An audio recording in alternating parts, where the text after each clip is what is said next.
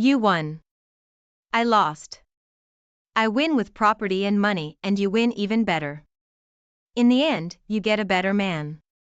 He's in, I'm out. I'm out.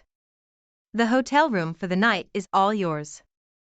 I hope he likes what I've prepared for us and the gift I left you. Please don't try to return it to me. It will be a painful reminder of what a conniving and deceitful woman you really are. I am going home in my car, and under no circumstances do I want to see you, him or your friends again. Let me know when your entourage is coming for your things. Anything I don't need, I will remove to the garage in black plastic bags, symbolizing the garbage you have turned our marriage into. I'll use my father's phrase when he was told he had to either leave the Air Force or go to Vietnam. Yay me and screw you. I'm done with you. I'm not serving you anymore. Enjoy the trip. You deserve it for being such a good actress. 10 years later, that Wednesday morning I woke up to the sound of thumping. Wiping my eyes from sleep, I looked at the clock. 8:15 a.m. The banging continued and I gradually realized it was coming from my front door. Who the hell would be knocking on my door at this hour?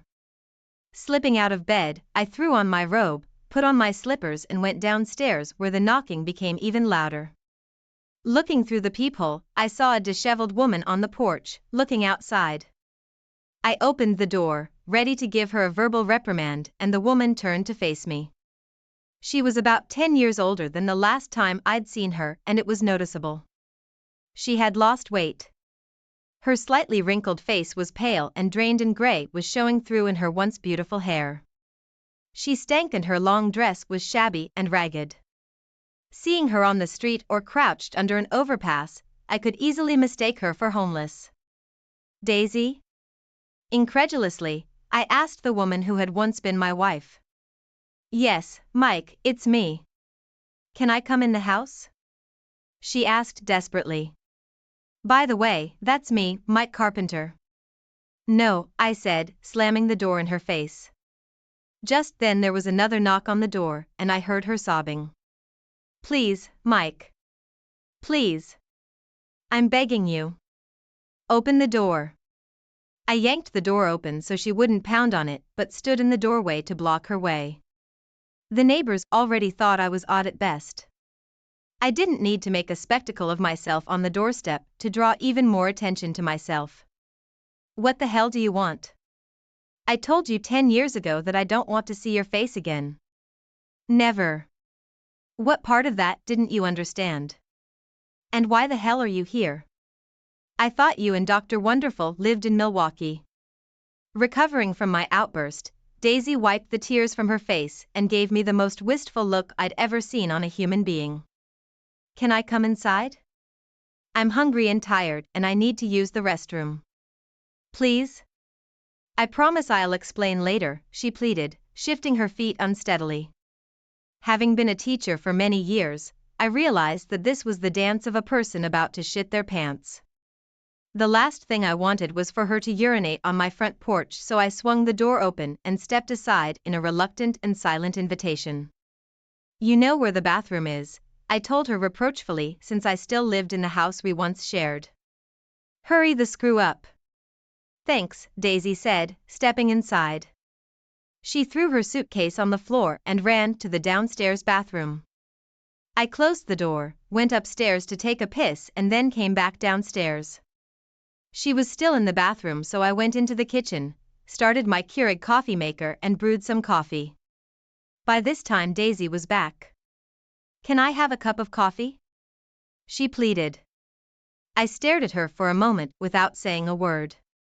A huge part of me wanted to kick her ass and then throw her back out onto the street. But I'd never hit a woman before, and I wasn't about to start now, no matter how much I hated her. Besides, it might get me arrested. That would be one way to get money out of me, and I wasn't going to put up with that. Yeah, I hate a woman who begs me for coffee like a street urchin. And for good reason. I can be anything I want to be, a bastard, an asshole even. But I'm not an inconsiderate or rude host. And I invited you in. Well, let Daisy into my house. Daisy into my house. So I gave in. If only to watch her suffer and satisfy a lingering curiosity about her circumstances. I don't have any of that foo-foo stuff you used to put in your coffee, I told her. I have milk and sugar if you want it. Black will do, Daisy hummed. Thanks. I set the cup of black coffee in front of her and watched her take it with both hands. I could see her hands shaking as she sipped the hot liquid. Why are you here? I demanded. I have nowhere else to go, she finally said. I spent the last of my money on a cab fare. What happened to the love of your life? I asked sarcastically. Doctor? Bruce? It didn't work out, she stammered, answering without meeting my gaze. Oh. If my sarcasm had been sharper, you could have used it to cut tile. I saw her flinch. No. We got married after the divorce was final. Things were great for a while. But about 5 years later, everything changed. Bruce was sued for medical malpractice in a huge lawsuit that ruined him and eventually both of us, Daisy said, tears running down her face. I don't understand. What do you mean, both of you? I asked. Since I was his nurse at the time, I was included in the lawsuit. We both lost our jobs and eventually our licenses to practice medicine in Wisconsin. We ended up losing everything. Our house, our cars, our life savings, everything. We ended up in a small apartment and for a long time could only find minimum wage jobs. It was hell for us. Then Bruce changed and became physically abusive. He blamed me for our downfall, but it was his own fault. I was just obeying his orders. He became verbally abusive and hit me more than once. He even kicked me right between my legs. And one day I came home from work early in the evening and found him in bed with a young girl who lived in an apartment building. So the cheater got cheated on, I remarked, wryly. I couldn't help myself. Grinning at the irony, I vividly recalled how she and her long-lost lover had humiliated me the night of our 10th anniversary celebration. Karma is real. Imagine that. It's not funny, Daisy whined. I can imagine. Nor was it funny that you and Dr. Shithead publicly destroyed me on the night of our 10th anniversary celebration. You didn't physically abuse me, but you very well could have. It would have been easier. Those wounds heal. It's the emotional and psychological trauma that lasts forever. But you didn't care then, did you? No, I didn't, I added, not giving her a chance to answer. In fact, I continued, do you even realize that today is the 10th anniversary of that very day? No, I didn't realize, Daisy replied quietly. Did you ever report the asshole to the police? I asked, letting my humanity shine through. No, I was too scared. But I divorced him. A former sorority sister, a family law attorney, took me on pro bono. Unfortunately, I had almost nothing left after the divorce. I only had enough for a bus ticket and cab fare. I haven't eaten anything in 2 days. So what do you want from me? I asked. Sympathy? I'll tell you what. You can find it in the dictionary, somewhere between shit and syphilis. I know you probably hate me, Daisy began, tears streaming down her face, but I interrupted her. Yes, I do hate you. I hate you as much as I once loved you, I growled. You were everything to me. But I was just a substitute for you. A meal ticket until the great guy came back and nothing more. And now that your life has fallen apart, you dare to come crawling back to me. Where are your parents and all your friends? They've all disowned me, cried Daisy. I wonder why, I snorted angrily. Did you and the jerk have children? No, never had any. Turns out Bruce is infertile. For some reason he blames me for that too, she said bitterly. At least humanity won't have to worry about you two polluting the gene pool, I commented wryly. So something good came out of all that shit. She wrinkled her nose at me. What happened to you, Mike? You used to be so sweet, so compassionate. Anger turned to rage and I clenched my eyes tight. You want to know what happened to me? Look in the mirror, bitch. You happened to me. Thanks to you, I've lost my ability to love and I don't trust anyone. Period. The good guy finished last, I growled. But I thought you'd find someone else and move on, Daisy wheezed, eyes wide. Get over it? Are you kidding me? After what you've done? You never once let me know that I was nothing more than a backup for you. I thought we had a solid relationship, but you lied to me. 13 goddamn years. 10 of them as husband and wife. Do you really think I can trust anyone after what you did to me? I took a deep breath before continuing. And how many women do you think would line up for a chance with damaged goods after his wife left him like that? Not that I didn't quash any attempt very quickly, I added to myself. Still, there hadn't been a single crusading beneficent woman in the last 10 years. At least I was numb enough that it didn't hurt. So are you surprised that after 10 years I've become a reclusive hermit licking my wounds? I guess not, Daisy admitted, bashfully lowering her eyes. And now here you are. What the hell do you want from me? You want me to shelter you and take care of you while you wait for your second-rate love to come back into your life? Be realistic, bitch. I was hoping you'd let me stay for a while. Until I get back on my feet, she pleaded. There's a homeless shelter downtown, I pointed out. You should go there. That's what it's for. At least that's what I pay taxes for, to keep people like you off the streets. I went there, but they were full, Daisy admitted. I went to the YWCA and even that big church downtown, but there were no seats available. Please, Mike. I'm begging you. I'll do anything you want me to do. I'll cook, clean, and wait on you hand and foot. I wanted to lash out at her with that last comment, but clenched my jaws. She visibly flinched at my stare. What makes you think I'd want to touch you? As far as I'm concerned, you're infected. Walking hazardous waste. I hissed through clenched teeth. And then it hit me. You've been trying to prostitute yourself? She bowed bashfully, tears splashing onto the table as she nodded. How do I look? No one's taken. I looked at her intently, then said, oh, how far and hard the powerful have fallen. Then maybe I should just leave. Maybe I should just curl up and die in a gutter somewhere, Daisy sobbed. No one wants me anyway. I watched her sobbing and sobbing at the kitchen table, like a dying balloon with its last drops of helium leaking out. I was already thinking about throwing her out into the street to die. My hatred for her was so strong. For 10 long years, I lived that hatred, fantasizing about the most varied and cruel ways to kill her.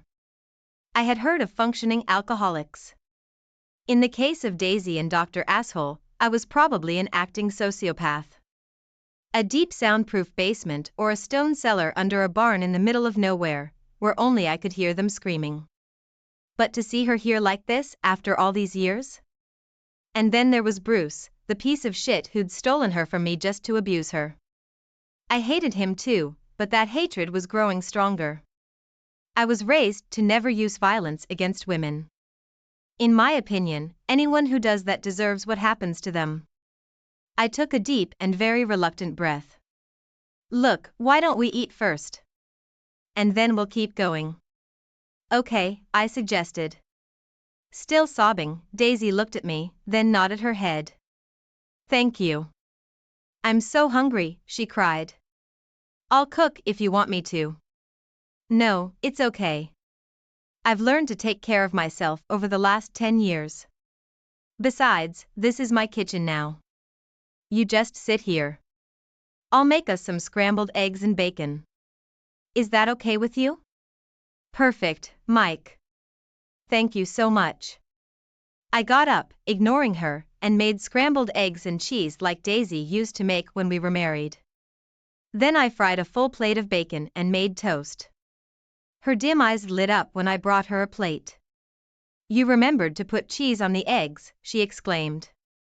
just like I did before. Thank you. You're welcome, I replied gruffly. Now eat. I set my plate down and began to eat, watching Daisy dig into her food as if she hadn't eaten in a long time. Her face never took her eyes off her plate as she shoved one forkful after another into her mouth, stopping only to grab a piece of bacon or toast. When she was done, she didn't have time to lick the plate clean. How delicious, Mike, thank you, she said when she was done. You've become quite a good cook. I'm sorry, but I haven't eaten in a while. That's okay. Are you still hungry? I asked. No, thanks. But could I have another cup of coffee? Sure, I said and took her cup. When I returned, she took a sip and set the cup back down. Are you feeling better now? A little. The food has helped a lot. Good. The shower will probably help too, I said. No offense, but you stink. Oh, Daisy said quietly, sinking down in her chair and deflating again. I'm really sorry about that. I've been riding the bus for a few days now. Can I use your shower, please? Please. You know where it is, I said. The towels are where they've always been laid out, I wondered. When you're clean, my robe will hang on the back of the door. Whatever you do, don't put that robe back on. After your shower, you can use the washer and dryer for your clothes. After that, I grumbled that I would have to scrub the bathroom and toilet with bleach. After she slipped into the bathroom with her suitcase, I cleaned and rinsed the dishes and then went upstairs to brush my teeth and get dressed. I thought about what had happened after Daisy announced she was leaving with Bruce, the love of her life, and how it had affected me. We had been together for 13 years, 10 of them married. At the time, I was absolutely devastated. And to make my situation even worse, she casually admitted that she had cheated on me with him repeatedly during those 13 years while he was away and working to create their trouble-free future. And to make matters worse, she was deliberately planning to throw a bombshell at me in public, at our anniversary party, and her friends knew it. The situation filled me with even more rage and hatred than I could have anticipated. I should have just ripped my heart out, dropped dead, and saved everyone, including me. A lot of trouble. Things got so bad that the principal of the school where I taught strongly advised me to see a psychologist. I did as he advised, and it helped to some extent. I was able to contain my hatred enough to cope with day-to-day interactions with students and other faculty members. But still, I couldn't get close to anyone, male or female. My counselor suggested that I write an essay to get my innermost feelings out. In her opinion, this way I could banish the hatred and mistrust from my mind. To some extent it worked, and in time I was able to socialize with other people. But I was never able to make a relationship with anyone, never becoming more than a grumpy coworker at work or a prickly neighbor at home. By the time I finished the essay, however, it had turned into a 300-page manuscript. My counselor was so impressed that she suggested I publish it. She even put me in touch with someone she knew in the business. The book was published a year later, and although it never made the New York Times bestseller list, enough copies were sold to provide me with a pension. Of course I changed the names, but it remained the story of how my wife screwed me over and the pain it caused. Probably just as much help in keeping my sanity was when I started practicing martial arts. Two sensei asked me to quit after I got too hyped in sparring classes. Then at the community center I found a twice-divorced retired Marine who took me under his wing. He didn't flinch during sparring when I imagined beating Dr. Asshole to a bloody pulp. However, he had taught me that letting my emotions fight was a sure way to get my ass kicked. Letting my cold, hard brain channel rage into striking power was a skill that took a long time to develop. After all, I could break concrete blocks, but not after getting a legion of bruises. But I never expected to see Daisy again. Never. And I didn't think she'd be in such terrible shape. She didn't look well at all, and I began to wonder if she was suffering from some sort of illness. I also found that most of my anger was now directed at Bruce. My intuition told me to throw her out on the street, but something inside me doubted the rightness of such a move. What if something happened and she died? Would I be able to live with myself? The potential of being in an even worse emotional position than I already was didn't seem appealing. And would I be able to be legally responsible? I decided to get a second opinion and called my mom.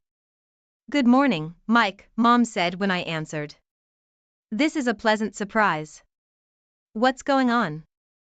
"Guess who showed up at my door this morning?" I asked, skipping all our usual pleasantries. "I won't tell you." "Who?" she asked curiously. "Daisy," I said. I heard my mom sigh. "What's wrong? What does she want?" Mom asked. I told her what had happened to Daisy and relayed what she had told me. "She doesn't look well at all, Mom. My gut tells me I should throw her ass back out on the street, but..." "You wouldn't be able to live with yourself if something happened to her," Mom said, finishing my thought. "No, I don't think I could. Besides, she was so abusive to Bruce." "I know she hurt you badly," Mom said. "But maybe you should listen to what she has to say." "I'll tell you this. Why don't I come back later when I'm done here?" I knew Mom could get to the bottom of this and maybe get Daisy to open up more, so I agreed. "That's not a bad idea, Mom. I could use your wise counsel. Give me some time and I'll come over." "Thanks, Mom. I appreciate it," I said. We finished our conversation and I finished my business. I put on a t-shirt and jeans, my usual summer clothes, and went downstairs. Daisy had already put her clothes in the washing machine and was waiting for me in the living room, dressed in my old robe and slippers. I didn't know if she was wearing anything else, nor did I care. Even though the robe was pulled tightly over her body, I noticed dark stains on her legs. She smelled better, but she didn't look any healthier. "Would you like some more coffee?" I asked. "I'd love some, please," she replied. I poured another cup of coffee and joined her in the living room. She took a sip and I could see that her hands were shaking again. "Thank you," she whispered. "My clothes are in the washing machine. I'll leave when they're done." "There's no need to rush," I told her. "I have a few questions I'd like answered, if you don't mind." "Sure," Daisy said with relief. "It's the least I can do. I suppose. You said Bruce was being sued for malpractice. I thought doctors like him were insured against malpractice. Wasn't he insured against that?" "He was, but one lawsuit turned into a class action. And then there were allegations of malpractice. As a result, the insurance company denied coverage. Even though it was proven that most of the allegations were untrue, there were too many judgments against him, and the insurance was never reinstated," Daisy explained. "Most of the allegations?" I asked. "You mean some of them were true?" "Those charges that weren't proven were dropped due to lack of evidence," she said. "But by then, the damage had already been done. We were fired and our licenses were revoked." "Didn't you two have 401ks?" I asked, surprised. "Yes, we did. That's what we lived on for a year. We paid a hefty fine for it, but it couldn't be helped. We lost everything. No one would hire us for a long time, and we needed the money." "What does Bruce do now?" "He works as a parking lot attendant. Makes about $16 an hour," Daisy said. I couldn't help but chuckle at that. Especially after Daisy talked about how he was going to be a leader in the community. "What are your plans?" I asked. "I thought I might try to find something in the medical field. I may have lost my nursing license, but I can still work in an office," Daisy said quietly. "Good luck with that," I told her. "How do you plan to get around? Where were you planning to live?" "I can take the bus or walk," she replied dejectedly. "I'll find somewhere to live. It all takes money." "I thought you didn't have any." I don't. So you thought I was going to let you stay here and support you until you got back on your feet. Is that right? I asked. I knew it was a risk, but I decided to ask. Yes, Daisy admitted. I know you don't owe me anything, but I thought maybe since I gave you everything in the divorce, you could show me some kindness. I was so enamored with the bastard that I honestly didn't realize how my stupidity turned out for you. I realize now that coming here expecting something was a mistake. You're right. I don't owe you shit. She looked defeated, but I sighed and added, but I'm not exactly a heartless monster. It's obvious to me that you need help. My mom will be here soon. She'd like to talk to you before I make a decision. Of course, Daisy replied with relief. I always had the best opinion of your mother. And she loved you like the daughter she never had. I replied. And then she added, without knowing why herself, even after everything you did, Mom still loved you. Loved? Asked Daisy in surprise. Yes. That's why you have to be brutally honest with her. Do you understand me? I understand. And I promise I'll be brutally honest with her. And Mike? What? I asked.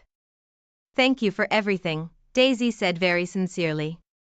Don't thank me yet, I said. At that moment, I heard the doorbell ring. Looking through the peephole, I saw my mom. So I opened the door and let her in with a hug. Daisy. My goodness, Skirl, has it really been 10 years? My mom asked, seeing Daisy in my old robe. Both women hugged and kissed each other on the cheeks. It's good to see you again, Lorraine, Daisy replied. Mike, dear, why don't you let us girls talk for a while? Asked Mom. I knew this was her way of asking me for privacy, so I retreated to my home office, closing the door. I surfed the web looking for any information about the negligence lawsuit against Dr. Bruce Williams. It took a while, but eventually I found something.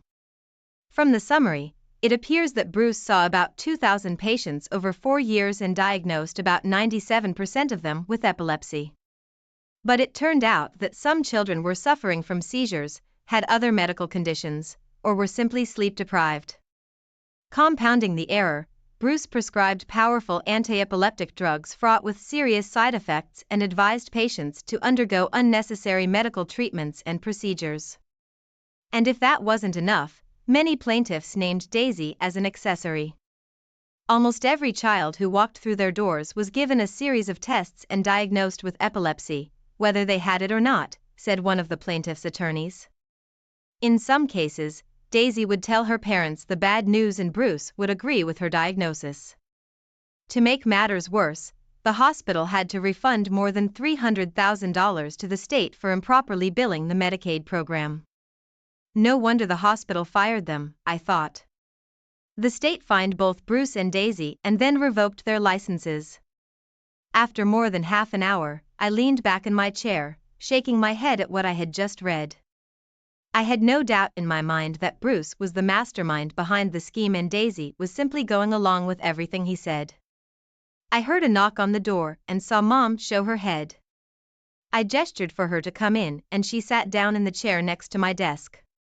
What's wrong? I asked. I think Daisy needs to see Dr. McGregor as soon as possible, Mom said. The serious look on her face made me sink. Terry McGregor had been our family doctor for many years and Mom had worked for him until she retired a few years ago. Oh. Why? I can't diagnose, but I've seen quite a few women with cancer. I'd bet she has cancer and needs to be seen by a doctor as soon as possible, Mom said. But she wasn't done yet. I know Daisy has burned bridges with you and I understand that, Mom said. Believe me, I understand it. But if she has health problems, we have to do everything we can for her. It's the right thing to do. She gave me a small, crooked mom smile. I never told you that being a Christian was easy, did I? Besides, Michael James Carpenter, your father and I didn't raise you to be an uncaring asshole, did we? I wrinkled my nose, gave her a small, crooked baby smile and shook my head. So, she continued, I took the trouble to call Dr. McGregor. He's agreed to meet with her today and will run all the preliminary tests for me. If they find anything, they'll refer her to a specialist and help her with her Medicaid forms. She'll change her clothes now and I'll drive her over. You can't afford that, Mom, I said. Here, let me give you some money. I pulled out $200 bills and held them out to her. Thanks, Mike. You're a good son. Thanks. I wanted to be clear that I'm not doing this for her. I'm doing this because of the way you raised me. And that doesn't mean I forgive her or take her back, I added with determination.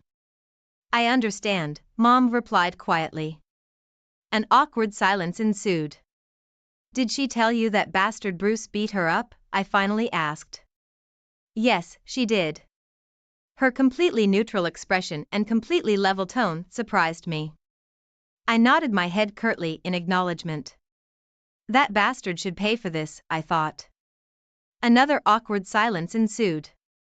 Call me if you hear anything, I said. I will, Mom assured me and kissed my forehead before leaving the office. I walked out and saw Daisy in a different dress. It was clean, but just as threadbare as the one she was wearing earlier. Thanks for breakfast, she said meekly. You're welcome, I replied stiffly. I held the door open while they left the house, then closed and locked it when I saw them leave. I grabbed another cup of coffee and headed to my office where I researched the Bruce and Wisconsin laws regarding spousal abuse. What I found didn't bring me relief. One website said that while the state takes abuse allegations seriously, many cases can only be prosecuted within 3 years of their occurrence. I had no idea how much time had passed since Bruce had attacked Daisy, but my gut told me there was likely little the authorities could do. I was more than cynical. There wasn't much they could take away from him, and if they put him in jail, the state would have to pay for his treatment and 3 squares a day in an overcrowded system. At best, community service. If the state won't punish him for me, I may have to do it myself. But how? Frustrated, I shut down the computer, changed into workout clothes, and went downstairs to punish myself on my new, state-of-the-art stationary bike. I programmed the trainer so that it would take me over rugged mountainous terrain. I focused on the scenery displayed on the widescreen monitor. Daisy wasn't the only one who had changed in the last 10 years. When we'd gotten married, I'd been trim but out of shape. Today I was not only trim but quite fit and liked to work out at least 3 times a week, giving it my best. After my workout, I showered and dressed, which did wonders for my overall mood, and then ate a light lunch while watching the news. It was already 3 in the afternoon when I finally heard my mom's message. I was starting to wonder what happened to you guys, I said as I answered the phone. We'd just finished with Dr. McGregor, Mom replied tiredly. From the tone, I suspected that Daisy was out of hearing range. What have you heard? I asked. He's very worried about Daisy. The tests aren't good. He thinks she might have cervical cancer, but he wants a second opinion from an oncologist. An oncologist? I exclaimed, mentally picturing dollar signs. She filled out forms for Medicaid and emergency state assistance, Mom said. She has an appointment at the cancer center on Friday. Dr. McGregor has already made that appointment. He also said she is eating very poorly and believes she has been physically abused. We know she's been abused, I said, and she told me she hasn't eaten in days. He seems to think it's much worse than that, Mom said, and sighed. It's not just the amount of food. It's about him not getting all the vitamins, minerals, and nutrients he needs to stay healthy. I could see she was worried. Look, Mike, it's getting late, so I'm going to take her to get something to eat and then stop by Walmart to pick up a few things. We'll stop by and pick up her suitcase. If you don't mind, I think she should stay at my place. We have a lot to talk about, and I think she'll be more comfortable talking to a woman. I think that would be best, I quickly agreed, glad to have this problem off my shoulders. I'll be here. Thanks for letting me know. I'll call you when we're on the road, Mom said. Love you, son. Love you too, Mom, I replied before ending the call. She called back about 3 hours later to let me know they were on their way. I held the door open as they entered the house. Mom pointed to the study, and we went in there while Daisy gathered her things. Sorry it took so long, Mom started. It's okay, I said. What's going on? We're going to be busy taking care of Daisy for the next couple days. There's a lot to do before her appointment on Friday. I know you don't care for her, but she told me she still loves you and wanted to know. I pulled myself together and shook my head furiously before she could finish her statement. No, Mom. There's no way I'm going back to her. Not even as friends. Not after she lied to me, cheated on me for 13 years, and publicly humiliated me. That's no way to treat someone you love, and I won't go down that path again. I'll be nice to her for you, but that's it. I have nothing left for her. Nor for anyone else, for that matter, I added bitterly. I understand, Mom said. I was just thinking. I know. You thought I could forgive her and start over. That ship sailed 10 years ago. I told her that, but she thinks she can get you back. That's not going to happen, I said firmly. I wondered if delusion was one of the symptoms of cancer. Besides, I'm no longer the same person she left 10 years ago. No, you're not, Mom replied sadly. Honestly, sometimes I miss the old Mike. At least he laughed and smiled once in a while. Can you at least come over for dinner Friday night? I'll cook your favorite meal. Lasagna? I asked, suddenly feeling hopeful. Sure, she replied with a smile. I'll be there, I promised. Your lasagna always makes me smile. We hugged and walked back to the front room where Daisy was waiting with her suitcase. I'll stay with your mom if that's okay with you, Daisy said weakly. That's up to her, I said as my mom threw me that look. Anyway, thanks for breakfast and for listening to me, Daisy said with tears in her eyes. You're welcome, I said with a slight nod. Don't forget about dinner on Friday, my mom reminded me unnecessarily. I'll expect you no later than 6:30. I'll be there, I promise, I told her. I managed to spend the next 2 days doing things. Even though school had gone on summer vacation, I still had a lot to do. I had to work through the new curriculum, approve lesson plans, and so on. As well as the house and yard that needed to be kept in order. I didn't have time to think about Daisy, so I figured she was in good hands anyway. Mom had a knack for getting through the system when everyone else was up against brick walls. At one time, she was the best nurse and medical billing specialist in the state. It was finally Friday and I left the house after a nice hot shower, stopping for a bottle of wine at my mom's lasagna. I arrived at 6:15 and was met at the door by Daisy, who let me inside, telling me that Mom was busy in the kitchen. It was obvious that Daisy was crying about something, but I didn't comment. Thanks, I said as I walked past her and headed for the kitchen. Mom turned as I walked in and her face lit up when she saw the bottle of wine. I set the bottle down and gave Mom a hug. We sat down at the table and began to enjoy the lasagna. Daisy looked like she was about to break down. How did it go today? I finally asked. We got Daisy's application approved, Mom said. Thank goodness they have this newfangled internet system. I wish they had one when I retired. I could see she was forcing herself to be upbeat. So Daisy's medical expenses will be covered? I asked with relief. Yes, and the state will pay her a monthly allowance. It's not much, but she won't need much anyway since she'll be living here, Mom said. They're also going to collect the child support Bruce owes.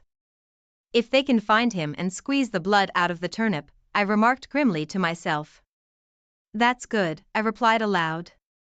What about the oncologist?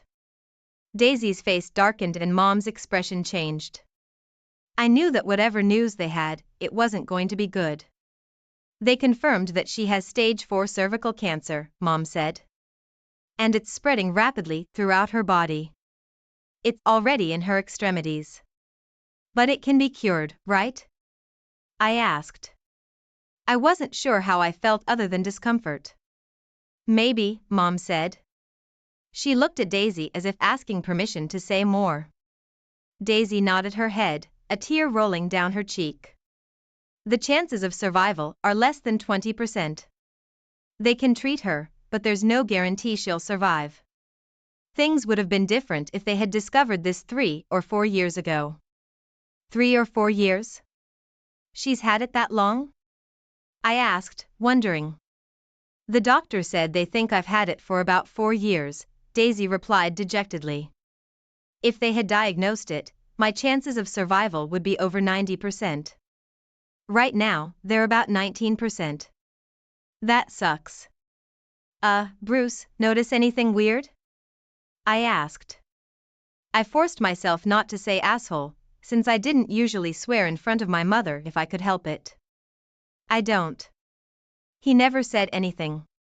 Things were really bad at the time, Daisy explained. I noticed some changes, but I figured it was because of the stress we were under at the time. I didn't want Bruce to have anything to worry about. What kind of changes? I asked. It was hurt when we were, doing it, said Daisy. It got so bad that we stopped doing anything for a while. I was glad she didn't elaborate further. Mom quickly stepped into the conversation.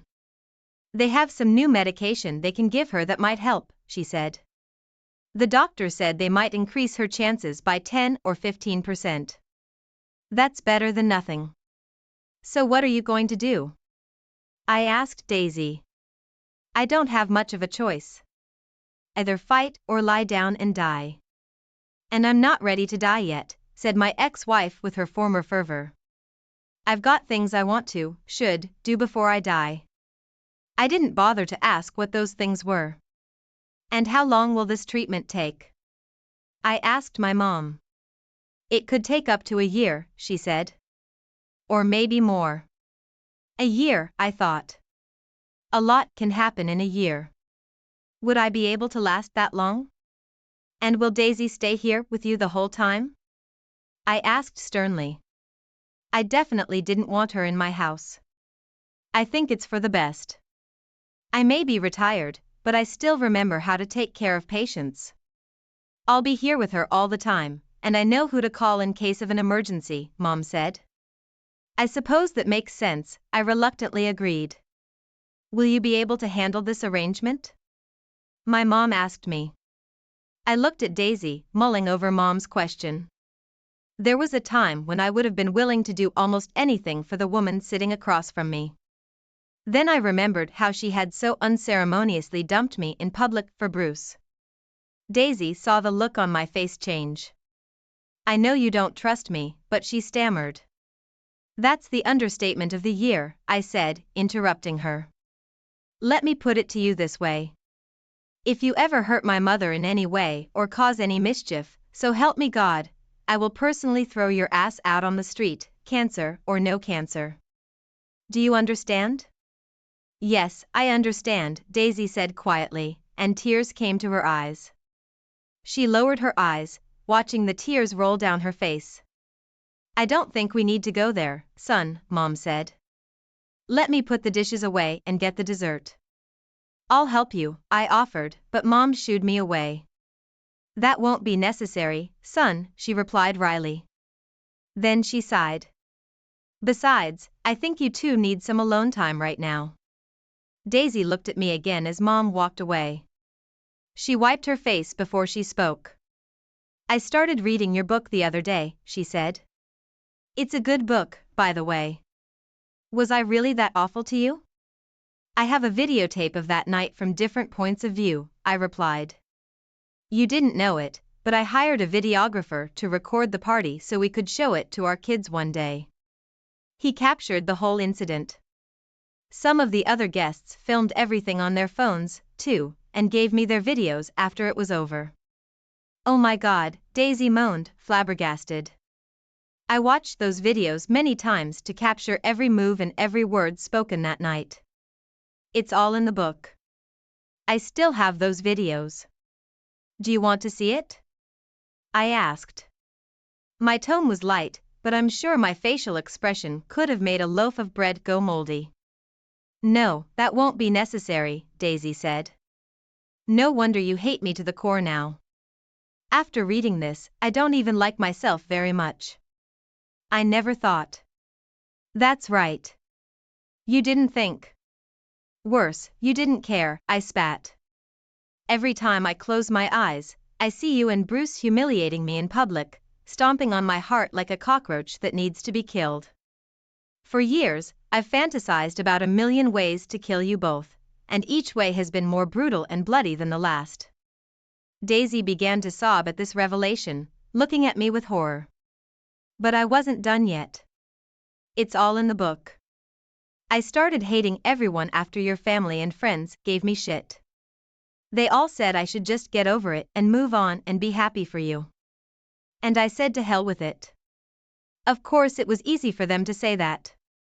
After all, they weren't the ones who stabbed them in the back and shoved the person they loved more than anything else in the world down the stairs to the septic tank. It got to the point where I hated everyone around me. My principal, Mr. Smith, sent me to a psychologist. And it's a good thing he did. I was on the verge of doing something idiotic. She advised me to write down my feelings, which I did. The result was this book. Yolanda also advised you to start exercising, remember? Asked Mom, returning with the apple pie. She was probably eavesdropping and thought personal space was getting out of hand. Is that why you look so good now? Asked Daisy, hastily wiping her eyes with a napkin and hurrying to change the subject. I've never seen you in this shape before. Thank you. Yes, I have. I've been doing martial arts and signed up for a fitness center. It's helped me a lot. But you're still angry, Daisy remarked. Even after all this time.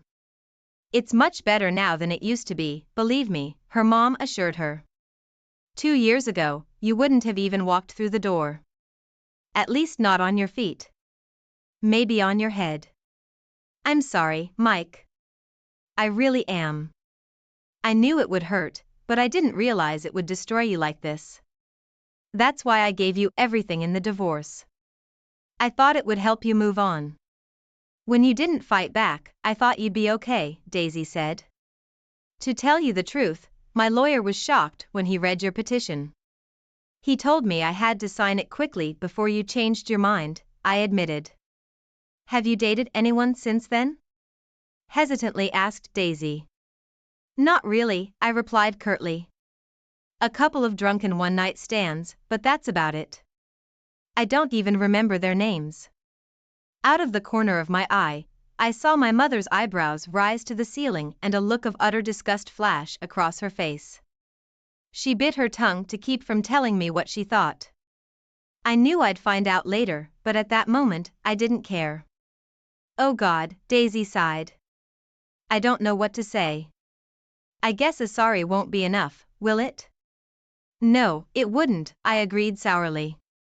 We ate the pie in silence, but I could see the hurt on Daisy's face and I didn't want to look at Mom's face. After we finished, we said goodbye and Mom walked me to the door. I made sure Daisy couldn't hear what I was about to say. Are you sure you're doing the right thing, Mom? I asked. What about her family? Can't they help? I called her parents. They've moved to a nursing home in Florida and refused to talk to her. I got the same response from her sister. Will they do anything to help her? I asked. No. Nothing, Mom said quietly. She doesn't have anyone, Mike. Nothing. What a truly screwed up family, I said, shaking my head. Then I looked at her. Even when I turned into a bitter old rascal, you didn't abandon me. You were there for me when I needed to be scraped off the sidewalk. You and Dad always said family takes care of family. No argument here, Mom replied with tears in her eyes. What are Daisy's chances? Really? I asked seriously. Mom looked back at Daisy before answering. I honestly don't know, Mike. They've made quite a bit of progress since I retired. And although I was a nurse, I've spent the last few years in accounting and administration. Still, I've seen people in better shape than her die, and I've seen people in worse shape survive. There's no way to tell. We'll just have to wait and see. She looked at me, neither hopeful nor angry. A lot of it comes down to wanting to live. To have something to live for. I ignored that. I'm worried about you, Mom. What if she does something behind your back? I know you don't trust her, and I understand. Thank you for your concern, but I don't think it's warranted. She literally has nothing and no one right now. And people who have nothing to lose, I said. Be careful. If you need anything, let me know. I will, Mom promised. But I don't think you have anything to worry about. I hope not, I said. Anyway, thanks for dinner. I'll be in touch. Love you. Love you too, son, she replied, kissing me on the cheek. And please, I know you hate her right now and I understand, but she's nearing the end of her rope. Please try to keep your emotions in check. Don't cut the rope she has left to cling to for her own sake. I'll try, Mom. I sighed heavily, consumed by the dull, universal pain. That's all I ask. And I promise not to play matchmaker. Thank you, I replied and smiled at her before walking away. The next 2 months flew by quickly. I tackled projects I wanted to do around the house when I wasn't preparing for the new class coming to school. Classes were due at the end of August and I promised myself at least a week off before class. On Fridays, I had dinner at my mom's house. I saw the effects of Daisy's chemotherapy, which was making her weaker and sicker. I thought the treatment was supposed to make the patient better, but apparently that's not how cancer is treated in all cases. By mid-August, she had lost all her hair and was wearing a stylish bamboo chemo cap. My feelings for her didn't change, but I learned to be polite to her, which seemed to make her feel better. It was more for Mom's peace of mind than anything else. Daisy also started getting money deducted from Bruce's paycheck. It wasn't much, but it was better than nothing. Daisy opened a checking account at the local bank, and Mom made sure the money went into it. Daisy insisted that Mom keep some of the money to offset the cost of food and electricity. Eventually, Mom agreed and kept 10%, which she put in a small box. I figured that this money would go to cover funeral expenses if and when that happened. On the Friday before school started, I drove to my mom's house as usual and saw an old, beat-up Toyota parked on the curb in front of her house. I saw the Wisconsin license plates, and I was suddenly overcome with a terrible feeling. I parked in the driveway and walked into the house as usual. Mom was sitting on the couch, and Daisy was lying in a chair covered with a blanket. I heard a noise from the kitchen, then saw Mom's cell phone in her hand, and hoped she had called 911. They both looked scared, and I realized why when Bruce came in from the kitchen with a can of soda and a partially eaten sandwich. The part of my mind I'd learned to keep on a short leash grinned like a wolfhound with a growl that originated deep in my gut. He was still over 6 feet tall, but his once commanding presence was gone. He now looked ungroomed. His hair was uncombed, and his face was covered with 2 days' worth of stubble. He was still trim, but no longer as trim as he had been 10 years ago. Instead of an expensive suit, he was wearing dirty jeans and an equally dirty denim shirt with the collar unbuttoned. Well, if it isn't the asshole teacher, Bruce snorted haughtily. My hatred for this man had reached a critical point. I'd never been in a real fight in my entire life, but I'd learned a lot from sparring martial arts. One of the first things I learned was to avoid fighting if at all possible. Even if you win, the consequences can haunt you for life. What do you want, Bruce? I asked coldly. I want the money that bitch stole from me, he growled. Stole? I was under the impression that your court ordered to provide a percentage of your net income for maintenance, I said. My tone was even, but my eyes were probably snake eyes. The difference is the same. They took my money, and I'm about to be evicted because I can't pay my rent, Bruce hissed. Thanks to her. You had enough money to drive here from Milwaukee, I reasoned. You could have used it to pay the rent. Don't bullshit me, little teacher. Maybe I should just kick your ass like I should have done 10 years ago. That bitch was the only reason I didn't. She insisted that I treat you with respect for taking care of her all those years ago. Why don't you just leave and we'll forget this ever happened, I said, slowly raising my hands, hoping to stop a potentially deadly confrontation. That also set me up for half a dozen blocks and a few neat counterpunches, but he probably didn't realize that. Daisy is sick. She has cancer, and she needs all the help she can get. Cancer, huh? Is that her latest lie? Asked Bruce. He set aside his Coke and sandwich, then reached behind his back. When he brought his hand back, there was a revolver in it. I just so happened to have the cure for that, he added, pointing the weapon in Daisy's direction. Don't do that, Bruce, Mom pleaded, pointing to where she had placed her phone on the side table. The 911 operator was probably listening to the entire conversation. Please. I've already called the police and they're on their way here. Mike is right. Leave now and nothing more will be said. I started to move to get between Bruce and Daisy, but he saw me and quickly pointed the gun at me. I could see the desperation in his eyes as he spoke. I forced myself to mentally back off. I hadn't come this far and survived this long to be randomly shot by a cop. Stay where you are, Teach. Don't move a single muscle, Bruce hissed as his hands began to shake. At that moment, we saw flashing red and blue lights through the windows in the front room and heard a voice over the speaker system. Mr. Williams, this is the police. The house is surrounded. We know you have a weapon. Put down your weapon and step outside with your hands in the air, the officer ordered. You better do as they say, I said to a wide-eyed Bruce. How do they know I have a gun? Asked Bruce. I told them. I saw it stuffed in the back of your pants, said Mom. And Mike's right. You better do as they say. This is your last chance, Mr. Williams. Drop the gun and get out of the house, the officer commanded over the speakerphone. Bruce looked around at the three of us and I realized he was starting to get nervous. Our eyes met for a moment and I saw his determination disappear. If you were smart, you would have done what they said, I told him. You won't get a third warning.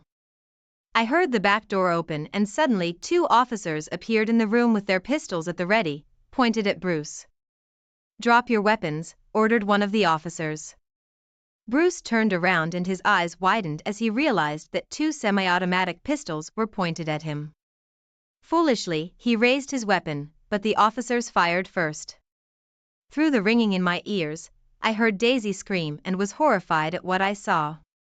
By then, 2 more officers had entered the room through the front door, responding to the shooting. My mom lunged at Daisy and clutched the pride and joy antimacassar she had inherited from her grandmother. I had never been in a situation like this and froze, not knowing what to do. One of the officers saw Daisy and radioed for an ambulance. Another examined my mom and attended to her, applying pressure to the Bruce. I saw one of them shake his head and realized Bruce was dead. I was shaking. Part of me wanted to scream, the bastard is dead. And the other part of me resented that it had all happened too fast. Mom staggered back and I grabbed her. She clung to me and trembled even more than I did. The other 2 officers were busy administering first aid to Daisy. I was giving my statement to an officer when an ambulance pulled up to the driveway. A detective arrived as well with a team of crime scene investigators. While the detective took statements from me and my mom, one of the paramedics quickly determined that Bruce was dead. While he and the officer placed him in a body bag, the other 2 examined Daisy, placed her on a gurney, and wheeled her to the ambulance. I'm going with her, the mom insisted. However, the paramedics informed her that there was no room in the ambulance and suggested she follow them. You can come with me, I told her. The detective informed us that the house was now a crime scene, so we would have to leave while they worked. He promised to lock up the house before he left and said they might need to talk to us later. Here's the name and number of a good cleaning service, the detective said, handing Mom a business card. She absent-mindedly accepted it, and we got into my car. As we drove to the hospital, my head was spinning. I wanted to deal with Bruce on my own, and I was glad the asshole was dead, even if not by my hand. Strangely, I felt terrible about Daisy being hurt and hoped she would be okay. My emotions were mixed up, to say the least. We made it to the hospital and walked into the emergency room where we were told that Daisy was being wheeled in for surgery. After arguing over the definition of next of kin and my mom showing Daisy's Medicaid paperwork and a form naming my mom as Daisy's medical proxy, the nurse behind the counter escorted us to the waiting area where we sat for several hours. Finally, the doors opened and a doctor approached us. "Mrs. Carpenter?" he asked. "Yes, that's me," Mom replied. "How's Daisy?" "Mrs. Williams is stable and on the mend. I think she'll survive the gunshot wound. The bullet went through her but didn't hit anything vital. She's lucky," the doctor said. "Another inch or two more to the left and she wouldn't have survived." "Thank God," Mom sighed. "She's lost a lot of blood and her weakened condition due to the cancer and chemotherapy isn't in her favor. However, we found something else and contacted her oncologist," the doctor added. "Oh? What?" the mom asked. "I know she's undergoing chemotherapy, but we found what looks like traces of infection in her system. I've ordered a series of tests just in case." "Oh no," Mom sighed. "Is she going to be okay?" "It's too early to tell. She's under sedation at the moment. We'll keep her here for at least 3 days." "Can we see her?" asked Mom. "I don't think so. Not until tomorrow morning at the earliest. Let me give you a card. You can call this number anytime to check on her progress and find out which room she will be in," he said as he handed Mom the card. We left the hospital and drove back to Mom's house. We were both silent the whole way, but Mom cried most of the way. I was immersed in my own thoughts. I remembered telling Daisy about how I had fantasized about killing her and Bruce. Now she was lying in the hospital fighting for her life. Surprisingly, I felt a little bad about it and did my best not to think about it. When we got back to her house, I saw that the crime scene tape had been ripped off and was lying in the trash can outside the house. There was a note on the door from the detective saying that the crime scene had been vacated. He had locked it up and given the key to the neighbor. Mom immediately set about cleaning it up. I saw the remains of the chair that Daisy had been sitting on when she was shot and took it to the car to take it to the dump. When I returned, my mom was on her knees wiping the blood off the floor. Her tears dripping onto the floor watered it almost as much as the bucket and rag. "Is there anything I can do to help?" I asked after standing silent for a while. "Thank you for asking, but no," she replied without looking up. "I've cleaned more than that." "Would you like to stay at my place tonight?" I asked. I knew our mom was strict, but everyone has their boundaries. "That won't be necessary," Mom replied, wiping her forehead with her forearm. "I'll be fine. Besides, I need to be here in case the hospital calls." I thought about it and shook my head. "In that case, I'll stay here." She looked up at me. Her words sounded like, "You don't have to, Mike." But there was a look of gratitude in her face. "I know, but I'm going to do it anyway. And if you intend to clean up on your own, I'll be helpful and make something to eat before we head to bed." I mimed a small crooked smile. "I hope the wine goes well with the scrambled eggs and bacon. I think we could both use a glass before we try to sleep after a day like today." She looked at me, shook her head, and grinned. "We'll see." But I noticed that as she went back to cleaning, she scrambled more vigorously. I worried about nightmares, but either a glass of wine or emotional exhaustion had us sleeping like hibernating bears.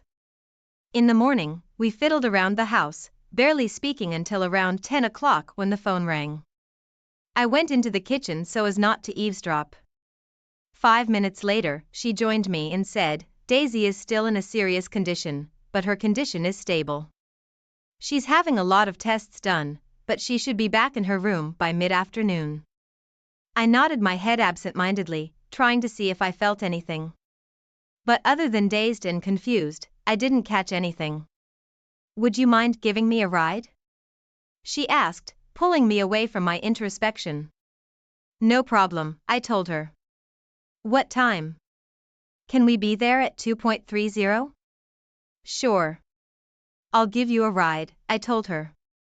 I left a little early to take an old chair to the dump, run some errands, and then followed my mom back to her house. From there, we drove to the hospital and got directions to Daisy's room. We went into the hospital gift store and bought a card, a vase of white carnations, which I knew were Daisy's favorite flowers, and an Agatha Christie novel, the same one she had read before she left me for Bruce. Mom looked at me cheerfully as I paid for everything. What? I asked defensively. Oh, nothing, Mom said, shaking her head. I felt my face burn. Don't get any ideas, I told her. Yeah. You really care about her, don't you? Mom asked. No, not really. I just thought it would make her feel better, that's all. I double-checked my change to make sure the cashier hadn't ripped me off. Sure, Mom replied in her typical manner. She patted my hand and said quietly, Mike, the opposite of love is not hate but indifference. When hate dies, a bunch of emotions have nowhere to go. And it's okay that you still feel something worthy of the person you thought she was. And your secret is safe with me. After that, we went to Daisy's room. She was awake, but she looked like a wrung-out towel. Mom kissed her on the cheek and handed her the card we had bought. Her eyes lit up when I showed her the flowers.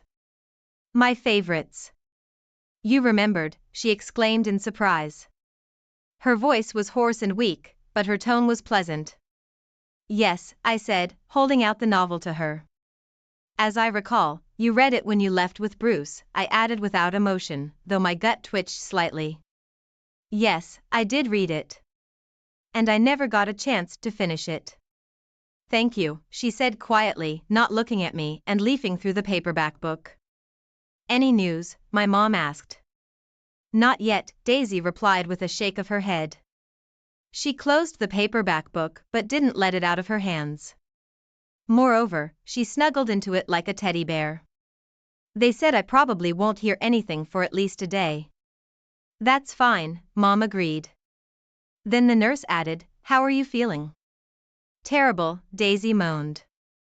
I'm exhausted, my whole side hurts and my stomach hurts. They'll sort it all out, her mom reassured her. What about Bruce? Asked Daisy, still not looking at me. He was pronounced dead at the scene, Mom told her. Good, Daisy said firmly, finally showing some strength. I'm glad he's dead. A grim expression appeared on Mom's face, but she didn't say anything. She just patted Daisy's hand and nodded her head. I remained silent as the two women talked. Part of me was glad to hear that my ex-wife had turned against Bruce. Her statement helped diffuse the hatred I'd been holding back. But it wasn't enough to turn back the last 10 years. A nurse entered the room and looked at Daisy's vital signs. It's time for you to take your medication, Mrs. Williams, a young woman told Daisy as she handed her a cup of pills. Daisy took the medication and chugged it down with water. How are you feeling? Exhausted, Daisy sighed, and I'd prefer Daisy to Mrs. Williams, if you don't mind. I can't pretend it didn't happen, but I can try to put it behind me. You could hear the weariness in her voice, but she mustered determination for the last part. I'll pass this on to the rest of the staff, the nurse said with a smile. Maybe it's time for you to get some rest, the nurse added. I assumed she was implying that it was time for us to leave. When will we know the results of her tests? Mom asked the nurse. Asked Mom to the nurse. Asked Mom to the nurse. Doctor. Samuels is consulting with her oncologist, so they should know something definite by tomorrow morning, replied the nurse. You have our number and we have yours. We said our goodbyes, and I noticed the wistful look on Daisy's face that she threw at me before leaving. I smiled weakly before closing the door. I dropped my mom off at her house and then headed home to finish up my weekend chores. The next morning we met in Daisy's room at the hospital. Being a part-time volunteer at the hospital, Mom arrived a couple hours before me. Shortly after me, 2 doctors entered the room. I met Dr. Samuels, the surgeon who operated on Daisy, and was introduced to Dr. Kincaid, Daisy's oncologist. They tried to look professional and confident, but even I could tell they were worried. So what's the word? I asked, hoping for good news despite their facial expressions. Dr. Kincaid answered first. Ms. Williams is suffering from a combination of peritonitis and diverticulitis, which explains some of the symptoms you've told us about in the past, Mrs. Carpenter. Dr. Samuels took up the report. Our scans have revealed several huge pockets of infection in Daisy's abdomen. In addition, we believe her gallbladder is punctured and will have to be removed. How did this happen? I asked, feeling Mom squeeze my hand tighter. There are probably several reasons, but we believe she had an underlying condition that was exacerbated by the cancer and the medications used in chemotherapy, Dr. Kincaid replied. So what happens now? The mom asked quietly. She will eventually need surgery to remove all the infection and repair the damage.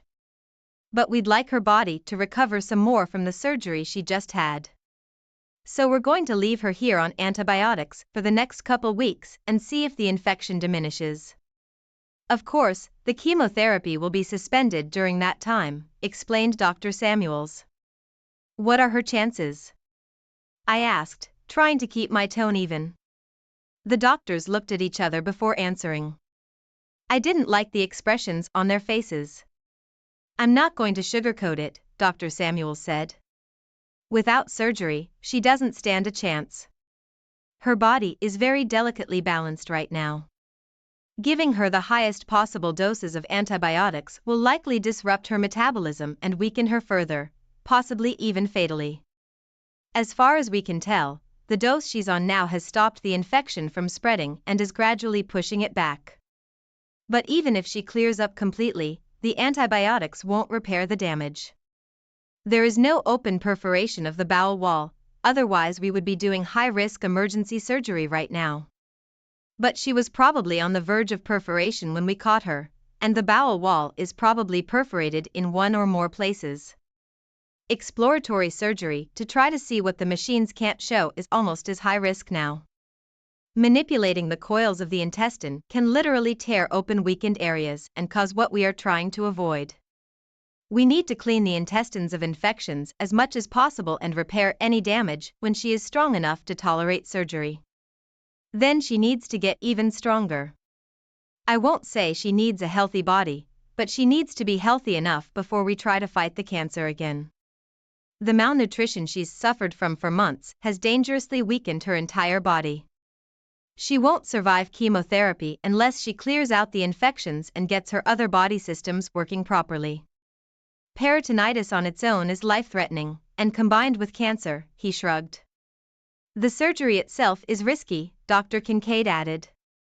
Very risky. We estimate that given the level of infection in her abdomen and the damage to her internal organs, her chances of survival are between 30 and 40%. So I have no chance without surgery or less than with it. Is that what you're saying? Asked Daisy soberly. Her eyes were wide open and I could see she was sweating, but her voice was steady. Yes, I'm afraid so, Dr. Kincaid confirmed. However, once you recover from the surgery, you should be able to undergo the chemotherapy without any problems. Then I guess we have no choice but to do the surgery, Daisy said weakly, sinking back onto the bed. Good. We'll make all the necessary arrangements, Dr. Samuel said. They left the room and Daisy burst into tears. Her mom cradled her and comforted her. Don't worry, Daisy. You have the best doctors in the hospital on your side. Everything will be okay, she said as Daisy cried. I had a lot to get through and I couldn't do it here. It was strange. Not long ago, I would have happily celebrated the news of Daisy's passing. But now, my emotions were at breaking point. Look, I have to go. School starts tomorrow, but I'll check in on you from time to time if you'd like, I offered. Yeah, I'd like that, Mike, Daisy exclaimed. Mom smiled, looking at me. We left the room and I walked Mom to her car and waved to her as she drove out of the house. I kept my promise and visited Daisy several times over the next 2 weeks. We talked about many things. My teaching, my students, my book, her failed marriage to Bruce and our failed marriage. We also discussed our feelings and everything that had brought us to this point. During one of the visits, I broached the subject of her family. I'm curious about something, I said. What exactly? Asked Daisy. What's going on with your family? Why do they hate you so much? Mom called them, but they apparently want nothing to do with you. Remember when I told you they disowned me after the class action lawsuit was filed against us? Yes, I remember, I replied. What you don't know is that they knew about Bruce from the beginning. They promised to help keep you in the dark and in return, Bruce promised to help support them when they retired. He even offered to buy my parents cruise tickets when they retired. And you and your sister knew about all this? I asked, my anger starting to build. Daisy lowered her eyes in embarrassment. Yes, she whispered before looking at me again. It was another knife in the back, I know. And I'm so terribly sorry. So your family used you and Bruce the same way you used me, I remarked. So your family used you and Bruce the same way you used me, I remarked. My tone wasn't cold, it was icy. She wrinkled her nose and just looked miserable. I controlled myself. If you don't want an answer, don't ask the question. Mostly, Daisy admitted sorrowfully, things went downhill when we got sued. After we lost everything, my family wanted nothing to do with me. That explained the way they treated me after you left, I told her. It also explained how Daisy thought it was okay to use me while she waited for Bruce. Everyone had the upper hand except me. It also reinforced my belief that there was no way I could ever make up with her, not after everything she'd done. Daisy realized this too, and made no effort to rekindle what I thought we once had. But we did manage to make up and I saw sparks. Flashes of the woman I had fallen in love with several times. In the process, I found that my hatred for her and Bruce diminished considerably. After his death, my hatred for Bruce faded a bit as well, though I still hoped that he would face severe eternal punishment for all he had done, and not just to me and Daisy. Mr. Smith allowed me to take the day off for Daisy's surgery and arranged for a substitute teacher. I arrived at the hospital early in the morning and talked to her before she was wheeled into the operating room. I was unaccountably worried but tried my best not to show it. I know I've said a lot of nasty and hateful things since you've been back, I said. And I just want to apologize for that. I really hope you can get through all of this. Part of me was surprised that I didn't have to pretend to be sincere. Thank you, Mike. That means a lot to me, Daisy replied with a weak smile. I deserved everything you said, so I accept your apology. And I want to apologize for destroying the best man I've ever known. I know it's too late for us, but I do love you. You put up with me when you had no reason to. She took a deep breath. Please promise me something. What? I asked. Whatever happens, I want you to find someone you love. You deserve it, she said sincerely. That surprised me. She continued to look at me so intently that I finally said, I promise I'll try. She nodded slightly, as if giving herself a little absolution. We need to get her to the operating room, sir, the orderly said politely. Of course, I said. Just a minute. Completely spontaneously, I leaned over and kissed Daisy on the cheek. You can do that, I said as she smiled back. I froze in bewilderment. For a moment, she looked exactly as I remembered her on our wedding day. Some deeply hidden part of me wondered if there were times when she really loved me, and I wasn't just a provider for her. I stood up, a little dizzy, and the orderly wheeled her gurney out of the room. "That was really nice, Mike," Mom said softly, as we followed the orderly into the operating room. She was wheeled inside, and we sat down in the waiting room. We sat there for several hours while the surgery went on. I tried to watch the TV hanging on the wall, but I couldn't concentrate on what was being said. All I could think about were the events of the last 10 years.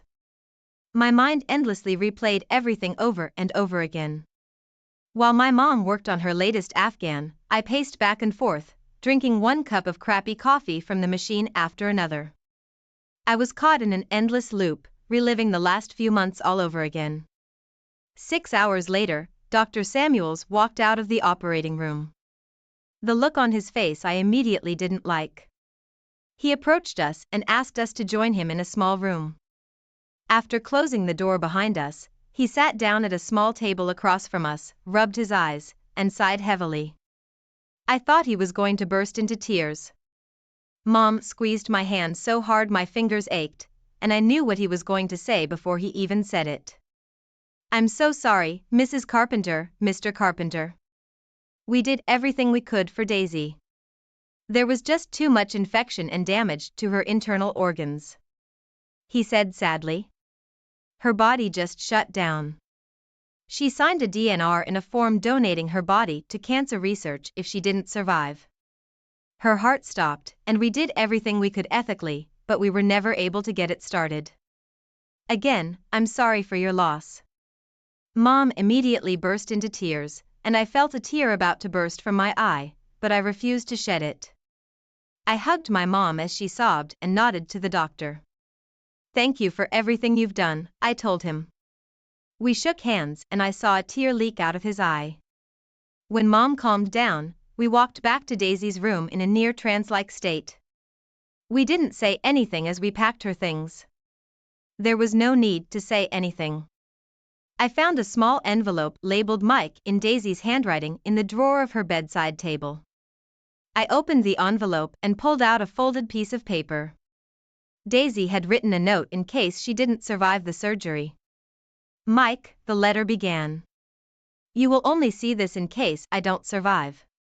Thank you for being there for me the last 2 months, especially the last 2 weeks. You don't owe me anything, but you and your mother were there for me when everyone else abandoned me. I know what I did to you 10 years ago is unforgivable, and I'm terribly sorry I hurt you. I want you to know that even after all this time, a huge part of me still loves you, and I'm sorry for what my infatuation with Bruce has put me through. I know you'll never feel the same way about me, and I understand you.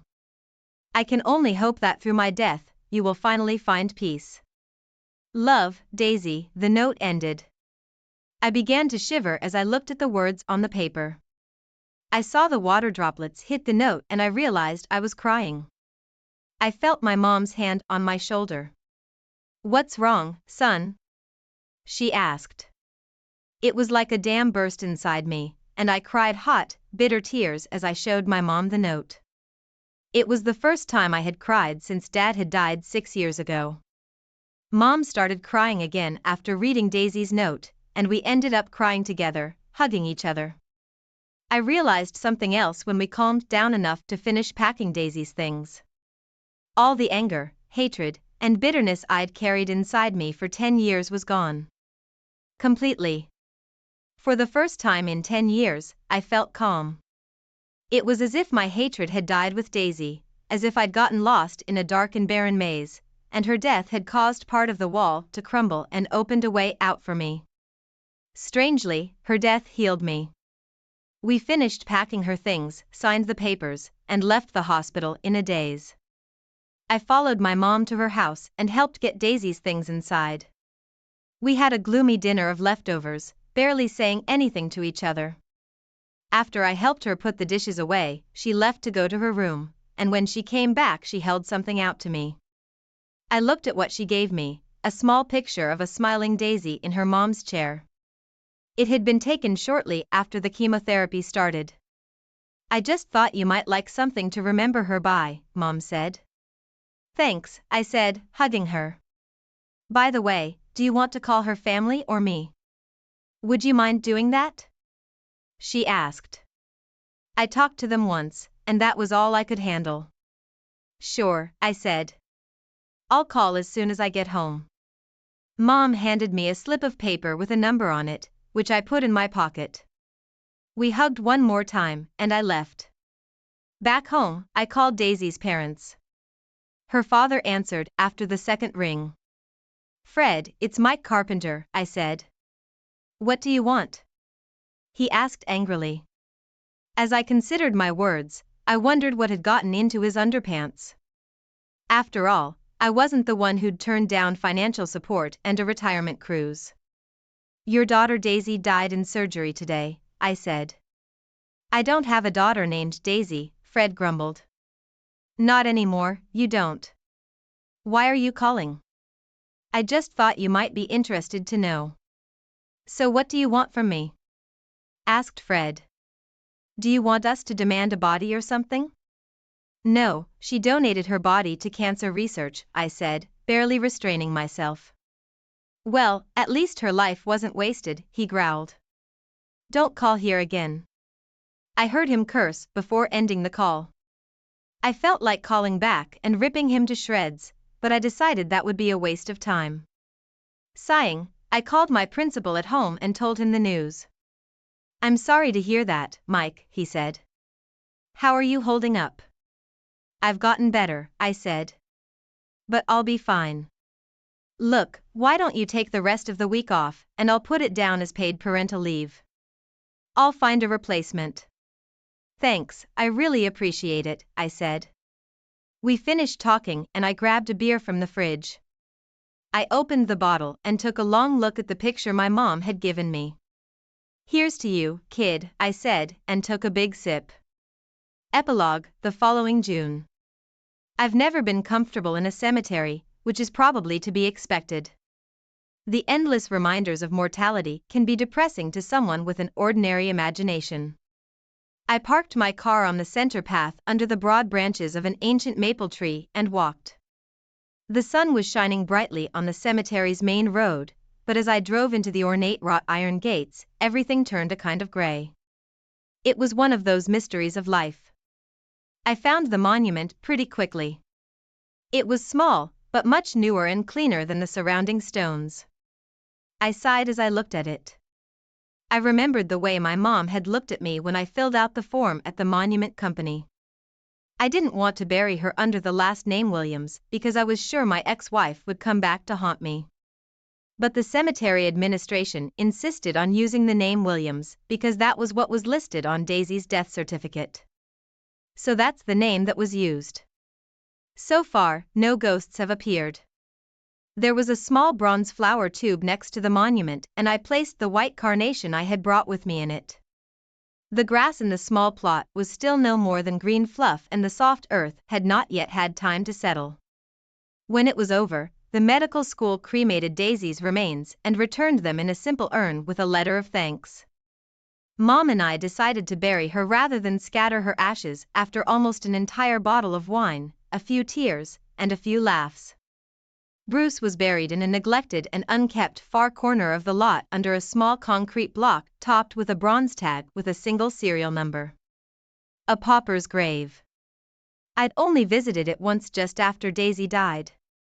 I poured a bottle of urine on the ground right where I calculated his face should have been. If anyone saw me urinating on him, I might have to explain myself. After a few minutes of silent reflection, I muttered my goodbye. I had shed all the tears last week when Mom and I were the only ones present at her burial despite turning to Daisy's family and so-called friends. I guess I figured that if jolting Joe DiMaggio could take Marilyn's body after her divorce and lay flowers at it for 20 years, I could bury Daisy and leave carnations for her from time to time. The grayness around me disappeared and I felt, not sad or happy, but like a clean blackboard waiting to be written on. As I walked back to my car, I noticed two more mourners a few rows away from me. One is a woman in a black dress, conservative, neat and tidy and clean but somber. She had braided her long blonde hair into a braid that reached to her waist. A small, shivering boy in jeans and a loose camouflage jacket clung to her. His hair was short and dark. I don't know why, and the last thing I wanted to do was intrude on personal grief. But I walked up behind them and looked at the sign. Ryan G. Englert, Sergeant, USMC. September 9, 1990. September 10, 2022. Husband, a father, Marine. He will be greatly missed. I saw the silver star and purple heart symbols. The woman looked at me fearfully. She had the bluest eyes I'd ever seen. I'm sorry, I muttered. I didn't mean to intrude. Before she could say anything, the little boy looked up and said, I miss him so much. His eyes were even bluer than his mother's, and I didn't know if he was stating a fact, seeking comfort, or crying out for help. He must have been a handsome man if he resembled his father. I knelt down and rummaged in my pocket. I pulled out a notepad and pen, which I used far more often than the note function on my phone, and held them out to him. Here, son. Write him a note and tell him about it. You can roll it up real tight and put it in that crack in the ground next to the marker. I'm sure he'll get it. He hugged me and took the notebook and pen and started writing. I stood up and his mother looked at me with tender and sincere gratitude. At that moment, I heard two quiet but distinct chuckles, a female and a male, one in each ear. Then the female voice whispered, "Keep your promise." I got the distinct feeling that June would no longer